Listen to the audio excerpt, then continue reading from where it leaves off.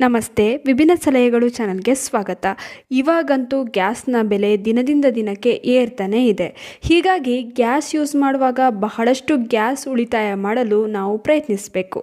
ಇನ್ನು ಹೇಗೆ ಬಳಸಿದ್ರೂ ಗ್ಯಾಸ್ 1 ತಿಂಗಳು ಅಥವಾ 2 ತಿಂಗಳಲ್ಲೇ ಖಾಲಿ ಆಗಿಬಿಡುತ್ತೆ. ಆದ್ದರಿಂದ ಇವತ್ತಿನ ವಿಡಿಯೋನಲ್ಲಿ ಬಹಳ ದಿನದವರೆಗೆ ಗ್ಯಾಸ್ ಬಾಳಿಕೆ ಬರಲು ಏನು ಮಾಡಬಹುದು ಅಂತ ತಿಳಿಸ್ಕೊಡ್ತೀನಿ ಬನ್ನಿ. ಯೂಶ್ವಲಿ ಮನೆಯಲ್ಲಿ ಗ್ಯಾಸ್ ಬೇಗನೆ ಖಾಲಿ ಆಗ್ತಾ ಇದೆ ಅಂತ ಯಾರತ್ತಾದ್ರೂ ಕೇಳಿದ್ರೆ ಅವಾಗ ಅವರು ಹೇಳೋದು ಕುಕ್ಕರ್ನಲ್ಲಿ ಬೇಯಿಸಿ, ಕಾಳು ಅಕ್ಕಿಗಳನ್ನು ನೆನೆಸಿಟ್ಟು ಬೇಯಿಸಿ ಅಂತ. ಆದರೆ ನಾನಿವತ್ತು ಕೆಲವು ಮುಖ್ಯ ಟಿಪ್ಸ್ನ ತಿಳಿಸ್ಕೊಡ್ತಾ ಇದ್ದೀನಿ. ಅದನ್ನು ನೀವು ತಿಳಿದ್ರೆ ತುಂಬ ದಿನ ಗ್ಯಾಸ್ ಬಾಳಿಕೆ ಬರುತ್ತೆ. 1 ತಿಂಗಳು ಬರುವ ಗ್ಯಾಸ್ ಖಂಡಿತವಾಗಿಯೂ 2 ತಿಂಗಳು ಬಾಳಿಕೆ ಬರುತ್ತೆ. ಅದು ಹೇಗೆ ಗೊತ್ತಾ? ಈ ಟಿಪ್ಸ್ಗಳನ್ನ ಫಾಲೋ ಮಾಡಬೇಕು. ಗ್ಯಾಸ್ ಬಹಳ ದಿನ ಬಾಳಿಕೆ ಬರಬೇಕು ಅಂದರೆ ಬರ್ನರ್ ಸ್ವಚ್ಛವಾಗಿರಬೇಕು.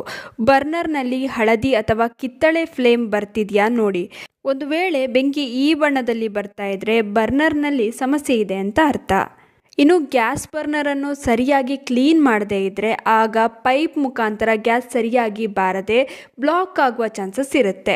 ಇದರಿಂದ ಗ್ಯಾಸ್ ಸುಮ್ಮನೆ ವೇಸ್ಟ್ ಆಗುತ್ತೆ. ಯಾವಾಗ ಗ್ಯಾಸ್ ಫ್ಲೇಮ್ನ ಕಲರ್ ನೀಲಿ ಇರುತ್ತೆ ಆವಾಗ ಗ್ಯಾಸ್ ಫ್ಲೋ ಚೆನ್ನಾಗಿ ಆಗ್ತಾ ಇದೆ ಅಂತ ಅರ್ಥ. ಆದ್ದರಿಂದ 2 ವಾರಕ್ಕೊಮ್ಮೆ ಆದರೂ ಗ್ಯಾಸ್ ಬರ್ನರ್ನ ತೆಗೆದು ಕ್ಲೀನ್ ಮಾಡ್ಕೊಳ್ಳಿ.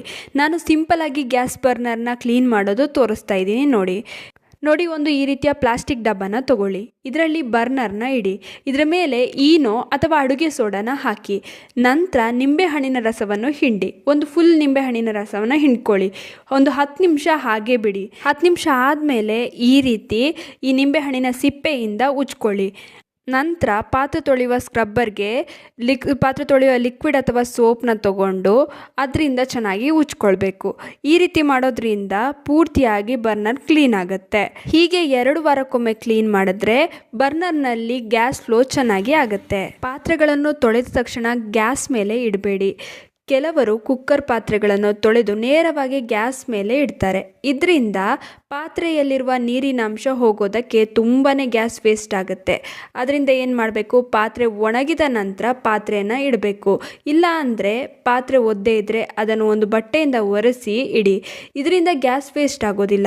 ಇನ್ನು ಗ್ಯಾಸ್ ಸ್ಟವನ್ನು ಖರೀದಿಸುವಾಗ ISI ಮುದ್ರೆ ಇರುವ ಗ್ಯಾಸ್ ಸ್ಟವನ್ನು ಖರೀದಿಸಬೇಕು. ಇದರಿಂದ 15% ಗ್ಯಾಸ್ ಉಳಿಸಲು ಸಾಧ್ಯ. ಹಾಗೆ ನಿಮ್ಮ ಸೇಫ್ಟಿಗೂ ಕೂಡ ಇದು ಒಳ್ಳೆಯದು. ಇನ್ನು ದೊಡ್ಡ ಬರ್ನರ್ ಬದಲು ಚಿಕ್ಕ ಬರ್ನರನ್ನು ಬಳಸಬೇಕು. ಯಾಕಂದರೆ ಚಿಕ್ಕ ಬರ್ನರ್ ಬಳಸೋದ್ರಿಂದ ಕೂಡ 10%ನಷ್ಟು ಗ್ಯಾಸ್ ಕಡಿಮೆ ಯೂಸ್ ಆಗುತ್ತೆ. ಇದರಿಂದ ಕೂಡ ತುಂಬಾ ದಿನದವರೆಗೆ ಗ್ಯಾಸ್ ಬಾಳಿಕೆ ಬರುತ್ತೆ. ಗ್ಯಾಸ್ ವೇಸ್ಟ್ ಆಗೋದಕ್ಕೆ ಇನ್ನೊಂದು ಕಾರಣ ಅಂದರೆ ನಾವೆಲ್ಲ ಏನೇ ಉಳಿದ್ರೂ ಫ್ರಿಜ್ನಲ್ಲಿ ಇಡ್ತೀವಿ.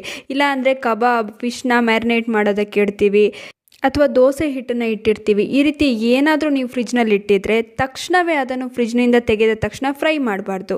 ಇದರಿಂದ ಗ್ಯಾಸ್ ತುಂಬಾ ವೇಸ್ಟ್ ಆಗುತ್ತೆ. ಇದು ಬಿಸಿಯಾಗೋದಕ್ಕೂ ಟೈಮ್ ತಗೊಳುತ್ತೆ. ಆದ್ದರಿಂದ ಬಿಸಿ ಮಾಡುವ ಮೊದಲು ಅಂದರೆ 1 ಗಂಟೆ ಮೊದಲು ಹೊರಗಡೆ ಇಟ್ಟು ರೂಮ್ ಟೆಂಪ್ರೇಚರ್ಗೆ ಬಂದ ಮೇಲೆ ಅದನ್ನು ಬಿಸಿ ಮಾಡಿ. ಈ ರೀತಿ ಮಾಡೋದ್ರಿಂದ ಗ್ಯಾಸ್ ತುಂಬಾ ಉಳಿತಾಯ ಆಗುತ್ತೆ. ನೋಡಿದ್ರಲ್ಲ, ಇವೆಲ್ಲ ಕೆಲವು ಗ್ಯಾಸ್ ಸೇವ್ ಮಾಡುವಂಥ ಟಿಪ್ಸ್ಗಳು. ಇವುಗಳನ್ನ ಫಾಲೋ ಮಾಡೋದ್ರಿಂದ ಸ್ವಲ್ಪ ಮಟ್ಟಿಗೆ ಗ್ಯಾಸನ್ನು ಉಳಿಸಬಹುದು.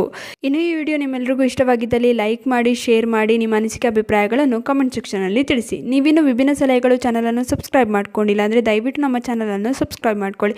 ಹಾಗೆ ಪಕ್ಕದಲ್ಲೇ ಇರುವ ಬೆಲ್ ಬಟನನ್ನು ಕ್ಲಿಕ್ ಮಾಡಿ. ಧನ್ಯವಾದಗಳು.